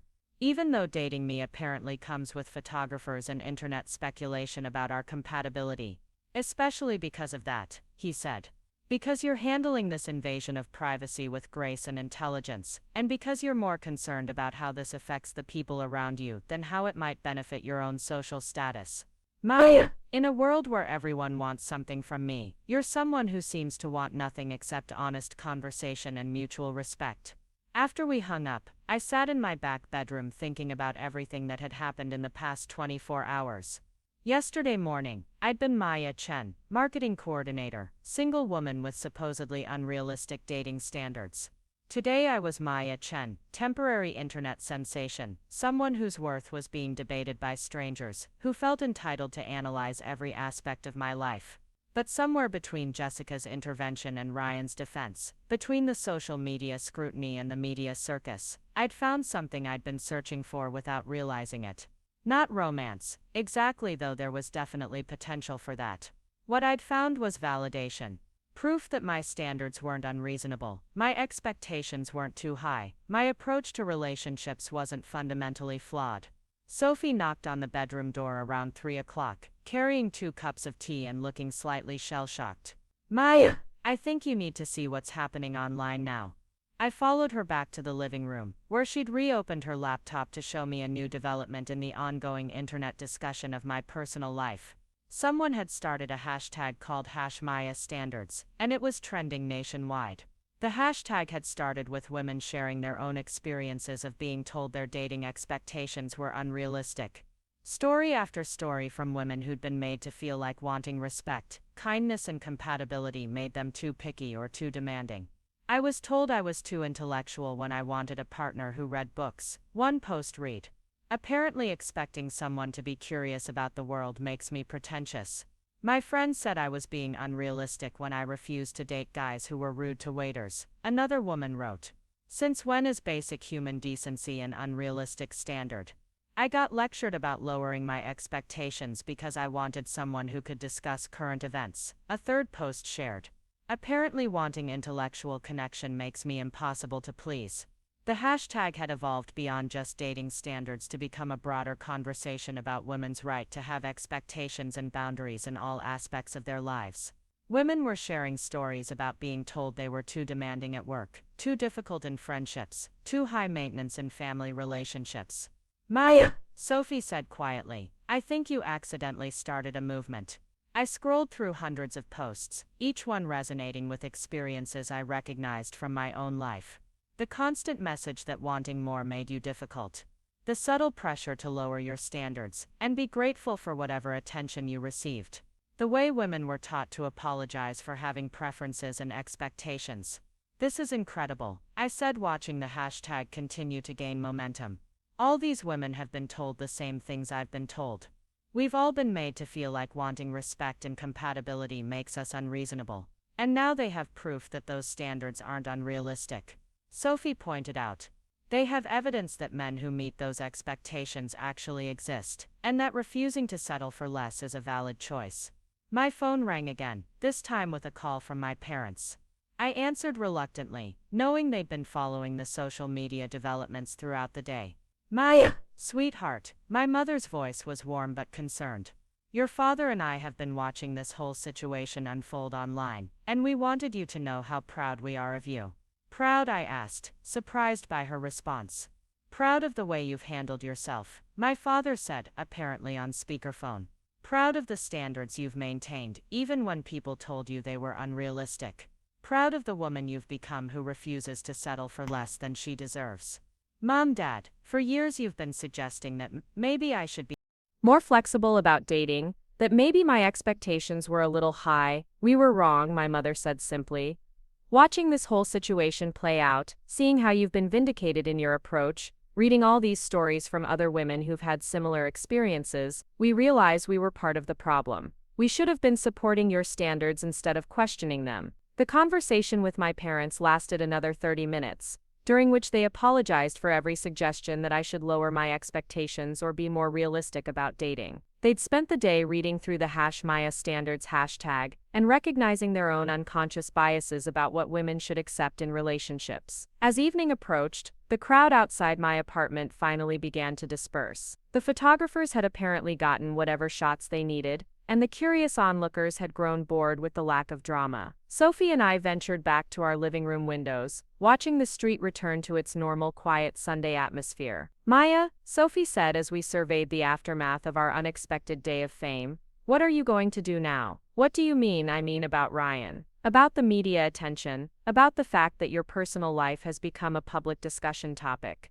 Are you going to hide until this dies down, or are you going to figure out how to navigate it? I considered the question while watching the last few stragglers pack up their cameras and equipment. 24 hours ago, the idea of dating someone famous would have seemed overwhelming and impossible. The loss of privacy, the constant scrutiny, the way every interaction would be analyzed and dissected by strangers seemed like too high a price to pay for any relationship. But today had taught me something important about myself and about what I valued. I discovered that my standards really weren't unreasonable, that wanting respect and compatibility wasn't asking too much, that refusing to settle for less than I deserved was a strength rather than a character flaw. I'd also discovered that Ryan understood all of this intuitively, that he valued the same things I did, that he saw my intelligence and independence as assets rather than obstacles. The media attention was overwhelming and invasive, but it was also temporary. The connection we'd begun to build during dinner felt real and worth exploring. I think I said slowly, I'm going to see where this goes. Not because he's famous, but because he's exactly the kind of person I've been hoping to find. Someone who understands what I want and why I want it. Someone who makes me feel valued for who I am rather than apologetic for what I expect. Sophie smiled and raised her teacup in a mock toast. Here's to Maya Chen, who refused to lower her standards and ended up proving they were exactly right all along. As night fell over Austin and our apartment returned to its normal peaceful quiet, I reflected on the whirlwind of the past day. I'd been humiliated and defended, scrutinized and celebrated, criticized and vindicated. I'd watched strangers dissect my life and debate my worthiness, but I'd also seen thousands of women recognize their own experiences in my story. Most importantly, I'd learned that trusting my own judgment about what I wanted in a relationship had been the right choice all along. I didn't need anyone else's permission to have standards. I didn't need external validation to know that expecting respect and compatibility was reasonable. For the first time in years, I felt completely confident in who I was and what I deserved. The media attention would fade, the hashtag would be replaced by the next trending topic, and eventually the internet would find someone else to analyze and discuss. But the lesson would remain that knowing what you want and refusing to settle for less isn't unrealistic or demanding or difficult. It's simply knowing your own worth and having the courage to insist that others recognize it too. And sometimes, if you're very lucky, you find someone who already does. 3 weeks had passed since that fateful dinner at the Rooftop Grill, and Austin had settled back into its familiar rhythm of breakfast tacos, live music, and tech startups. The media frenzy had died down considerably, though I still occasionally spotted my face in grocery store tabloids with headlines like Mystery Woman Who Stole Hollywood's Heart and The Normal Girl Who Changed Everything. The absurdity of these descriptions never failed to make me laugh, especially the implication that being normal was somehow noteworthy in a world obsessed with celebrity culture. The #Maya Standards hashtag had evolved into something bigger than anyone could have predicted. What started as women sharing their dating experiences had transformed into a broader movement about self-worth and refusing to accept less than you deserve in all aspects of life. Universities were hosting panel discussions about relationship expectations, dating apps were revising their algorithms to prioritize compatibility over superficial attraction, and countless women were sharing stories about finally finding partners who valued their intelligence and independence. I'd received interview requests from major magazines, book deal offers from publishers, and speaking invitations from organizations across the country. The irony wasn't lost on me that people suddenly wanted to hear my thoughts on relationships and self-respect, when just a month ago I'd been told by my closest friends that my standards were unrealistic and needed adjustment. But the most significant change in my life wasn't the public attention or the unexpected platform I'd been given to discuss women's empowerment. It was the quiet evolution of my relationship with Ryan, which had developed away from the spotlight and social media speculation. We'd been seeing each other regularly, always in private settings where we could talk without photographers documenting our every expression and gesture. Ryan had a way of making our unusual circumstances feel normal. He understood better than anyone how surreal it was to have strangers analyzing your personal choices, and he developed strategies over the years for maintaining authentic connections despite the artificial constraints of fame. Our dates consisted of long walks through his gated neighborhood, cooking dinner together at his temporary Austin rental, and hours of conversation about everything from environmental policy to obscure literary references. "You know," he said one evening as we sat on his back patio watching the sunset over the hill country, "I've been thinking about what Jessica said that night at dinner, about you having unrealistic standards." "What about it?" I asked, settling more comfortably into the outdoor chair he'd positioned to catch the best view of the sky. "I think she was right, but not in the way she meant. Your standards are unrealistic in the current dating landscape because most people have been conditioned to accept so much less than they deserve. You're expecting things that should be baseline requirements but have somehow become luxury features." I considered his observation while watching the sky transition from blue to orange to deep purple. "It's depressing when you put it that way. Like we've collectively agreed that kindness and respect are optional extras in relationships." "Exactly. And when someone like you comes along and insists on those basics as non-negotiables, people react like you're being impossibly demanding. They've internalized such low expectations that genuine compatibility seems like an unrealistic fantasy." This had become a recurring theme in our conversations over the past few weeks. Ryan had spent years navigating relationships where people were attracted to his status rather than his personality, where potential partners saw him as an opportunity rather than a person. The experience had made him deeply aware of the difference between genuine connection and transactional interaction. "Ryan," I said, watching the first stars appear in the darkening sky, "can I ask you something that might be uncomfortable?" "Always. How do you know that I'm not just another person who's attracted to your celebrity rather than who you are? How do you trust that my interest is genuine when I'm benefiting from all this media attention?" He was quiet for a long moment, considering the question with the seriousness it deserved. It was something I'd been wondering about since our relationship began developing beyond friendship, a nagging concern that maybe I was unconsciously influenced by his fame despite my conscious intentions. "A few reasons," he said finally. "First, you were genuinely upset about the media attention rather than excited by it. Most people who are interested in my status would have been thrilled by the publicity, not hiding in their apartment trying to escape photographers." "That's true," I admitted. "The invasion of privacy was terrifying, not exciting." "Second, you've never asked me about my work or my celebrity friends, or what it's like to be famous. You're interested in my thoughts on books and politics and environmental issues, not my experiences on movie sets or red carpet events. I realized he was right. Our conversations naturally gravitated toward topics that had nothing to do with his career, focusing instead on the ideas and values that we'd discovered we shared. And third, Ryan continued, you've consistently demonstrated that you value substance over surface in every aspect of your life. Your friends were trying to convince you to lower your standards and accept less meaningful connections, and you refused. Someone who's motivated by status and celebrity wouldn't have spent 2 years single rather than settling for men who didn't meet their criteria for genuine partnership. His analysis made sense, but I found myself pushing back against it anyway. But Ryan, I'm benefiting from this situation in ways I never expected. I've got job offers, speaking opportunities, and social media followers I didn't have a month ago. How do you know I'm not unconsciously motivated by those benefits? Because you could have those benefits without me, he said simply. You could leverage your moment of internet fame into whatever career opportunities you want, date whoever you choose, and build whatever public platform appeals to you. The Maya standards movement exists independent of our relationship. You don't need to be with me to maintain the recognition you've gained.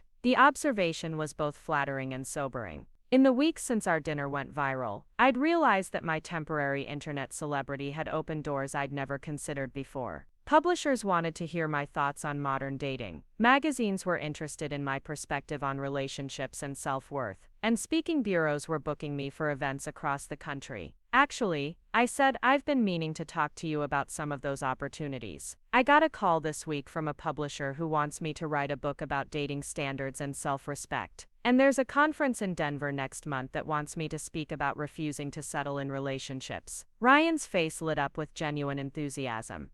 Maya, that's incredible. You should absolutely do both of those things. You think so, even though it means more publicity and more public attention focused on our relationship. Especially because of that. You have something important to say about self-worth and expectations, and people need to hear it. Don't let concerns about our privacy stop you from using this platform to help other women. His immediate support for opportunities that would inevitably complicate our already unusual situation said everything I needed to know about his priorities and values. A person motivated primarily by protecting his own interests would have discouraged me from accepting high-profile speaking engagements or writing projects that would keep our relationship in the public eye. There's something else, I continued. The conference wants both of us to speak. They want to present us as an example of what happens when someone refuses to compromise their standards and finds a partner who actually meets them. And how do you feel about that? I'd been wrestling with this question since receiving the invitation. The idea of appearing publicly with Ryan felt like crossing a line from private relationship to public partnership, a step that would inevitably intensify media attention and scrutiny. Nervous, I admitted, but also excited. I think there's value in showing people that the kind of partnership I was looking for actually exists. That refusing to settle isn't naive or unrealistic, but practical and smart. Then we should do it, Ryan said without hesitation. We should show people what it looks like when two adults choose each other based on compatibility and mutual respect rather than convenience or social pressure. As we sat in comfortable silence watching the stars emerge more clearly in the darkening sky, I reflected on how dramatically my life had changed in just a few weeks. Not because of the media attention or the unexpected career opportunities, but because I'd finally found someone who understood and appreciated what I'd been looking for all along. The evening air was perfect for late spring in Austin, warm enough to sit outside but cool enough to be comfortable. Ryan's temporary rental house was situated on several acres outside the city, providing the privacy we'd both craved during our developing relationship. The property felt like a sanctuary from the outside world's constant noise and judgment. Maya, Ryan said eventually, I want to tell you something, and I hope it doesn't sound presumptuous or premature. What is it? I think I'm falling in love with you. Not because you're the first person in years who seems genuinely interested in who I am rather than what I do, and not because you've inadvertently become famous for having the same values I've been looking for in a partner. I'm falling in love with you because you're brilliant and funny and principled, because you challenge me intellectually and support me emotionally, because being with you feels like coming home. The words hung in the air between us, honest and vulnerable in a way that made my heart race. This wasn't a declaration driven by the intensity of our unusual circumstances, or the artificial intimacy created by shared media attention. This was Ryan, successful actor and thoughtful human being, telling me that he'd found in our relationship exactly what I'd been hoping to find in mine. I love you too, I said. The words feeling both surprising and inevitable. I love your curiosity about the world and your kindness to everyone you meet and your complete lack of pretension despite having every reason to be arrogant. I love that you saw through Jessica and Brad's manipulation immediately and defended my right to have standards. I love that you understand what I was looking for because you were looking for the same things. So where does that leave us? Ryan asked. Two people who found exactly what they were hoping for in completely impossible circumstances.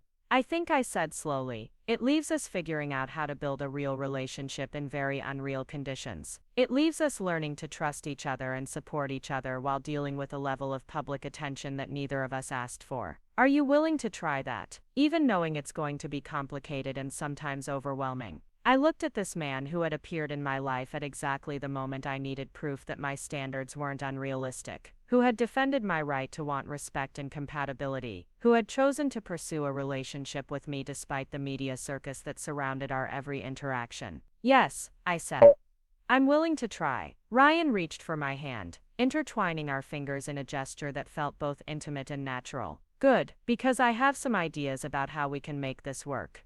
Such as being completely honest with each other about what we need and what we're comfortable with. Such as setting clear boundaries about what aspects of our relationship we're willing to share publicly and what we want to keep private. Such as supporting each other's individual goals and careers even when they complicate our personal life. His practical approach to navigating our unusual circumstances reminded me why I'd been attracted to him from the beginning. Here was someone who could see problems clearly and work toward solutions, who didn't expect relationships to be easy, but was willing to put in the effort to make them successful. I have one more thing to tell you, I said.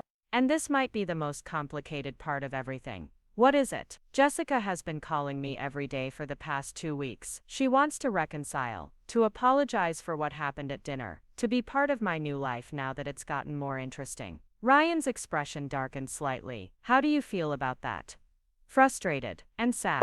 Because I realized that Jessica was never really my friend in the way I thought she was. She was someone who felt entitled to manage my life according to her values and priorities, who saw my standards as problems to be solved rather than preferences to be respected. And now that those same standards have been publicly validated, she wants back in. Exactly. She's not apologizing because she recognizes that her approach was wrong. She's apologizing because she realizes that being associated with me might be socially advantageous now that I have some measure of public recognition. I'd been struggling with the Jessica situation since our relationship ended that night at the Rooftop Grill. Part of me missed the friendship we'd had in college, the easy camaraderie and shared experiences that had connected us for years. But a larger part of me recognized that the person I'd been friends with then wasn't the same person who had orchestrated that humiliating dinner intervention. What are you going to do? Ryan asked. I think I'm going to let her go. I think I'm going to accept that some friendships don't survive the process of growing into who you're meant to be, and that's okay.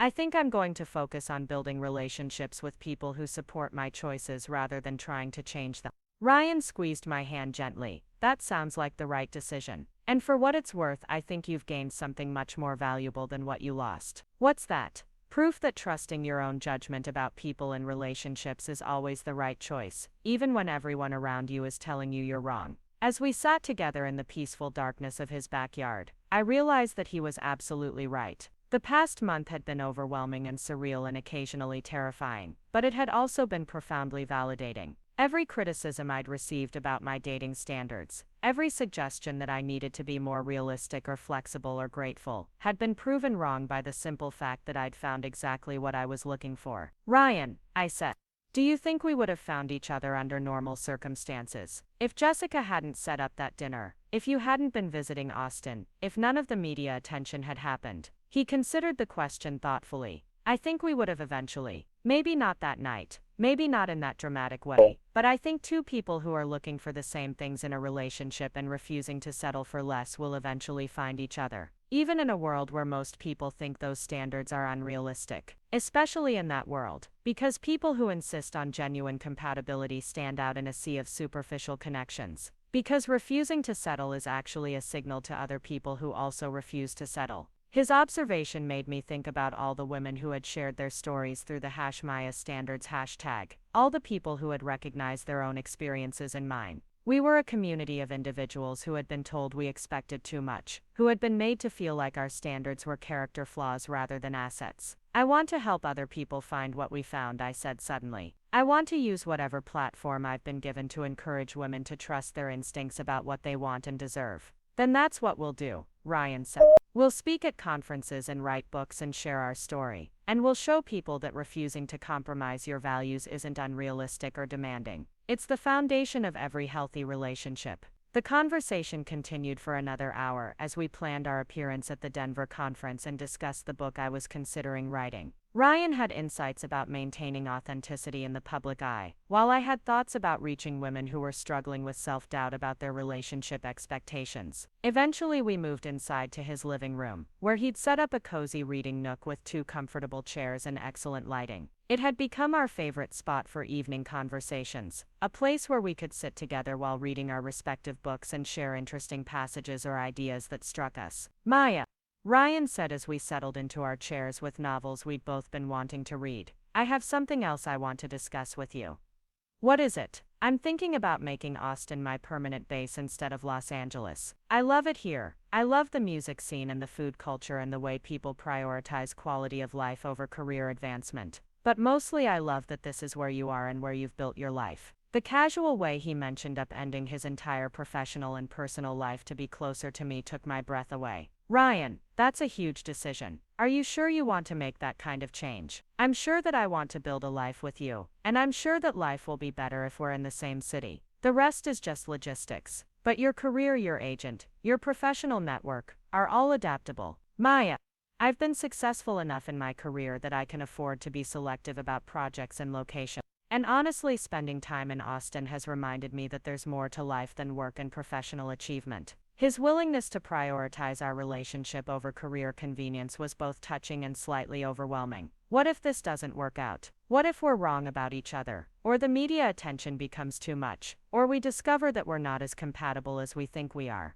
Then I'll have spent some time living in a city I love, exploring a relationship with someone I care about, and learning more about what I want in life. There are worse ways to invest a year or two. His practical approach to risk and uncertainty reminded me why I'd been attracted to him from the beginning. Ryan didn't expect guarantees or certainty before making important decisions. He was willing to invest in possibilities and trust his judgment about what was worth pursuing. Besides, he continued with a slight smile, I think we're past the point of wondering whether we're compatible. We've spent 3 weeks talking about everything from politics to poetry. We've navigated an international media circus together, and we still genuinely enjoy each other's company. If that's not proof of compatibility, I don't know what is. As I sat in his comfortable living room, surrounded by books and good lighting, and the kind of thoughtful comfort that comes from someone paying attention to what makes you happy, I realized that this was exactly what I'd been hoping to find. Not a perfect person or a perfect relationship, but a genuine partnership with someone who shared my values and supported my goals. Okay, I said, let's try it. Let's figure out how to build a life together in Austin, speak at conferences about refusing to settle, and see where this leads us. Really? Really, but I have one condition.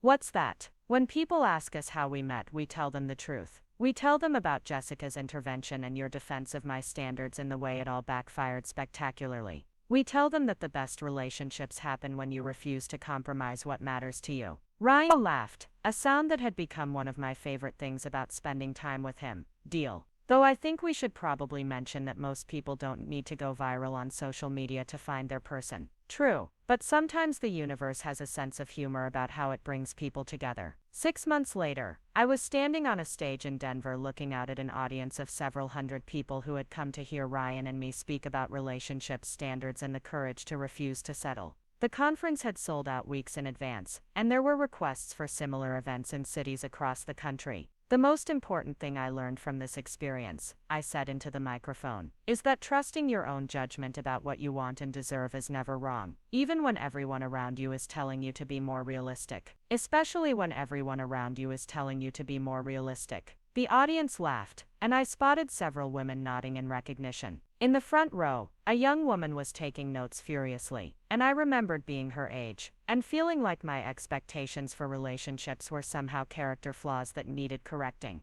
People will tell you that having standards makes you difficult, I continued. They'll suggest that expecting respect and compatibility makes you unrealistic. They'll encourage you to lower your expectations and be grateful for whatever attention you receive. But here's what I've learned. The right person won't see your standards as obstacles to overcome. They'll see them as evidence that you know your own worth. After the conference, Ryan and I drove back to Austin in comfortable silence, both of us processing the emotional intensity of sharing our story with such a large and engaged audience. The questions during the Kenda session had been thoughtful and sometimes heartbreaking, revealing how many people had internalized messages about settling for less than they deserved. Do you think we're making a difference? I asked as we crossed the city limits back into Austin. I think we're giving people permission to trust themselves, Ryan said. And sometimes that's all someone needs to change their entire approach to relationships and self-worth. As we pulled into the driveway of the house we'd bought together in the hills west of Austin, I reflected on how dramatically my life had changed since that evening at the Rooftop Grill. Not because of the media attention or the unexpected career opportunities, but because I'd finally found someone who understood that wanting respect and compatibility wasn't unrealistic or demanding. It was simply knowing what love was supposed to feel like and refusing to accept anything less. Up next, you've got 2 more standout stories right on your screen. If this one hit the mark, you won't want to pass these up. Just click and check them out.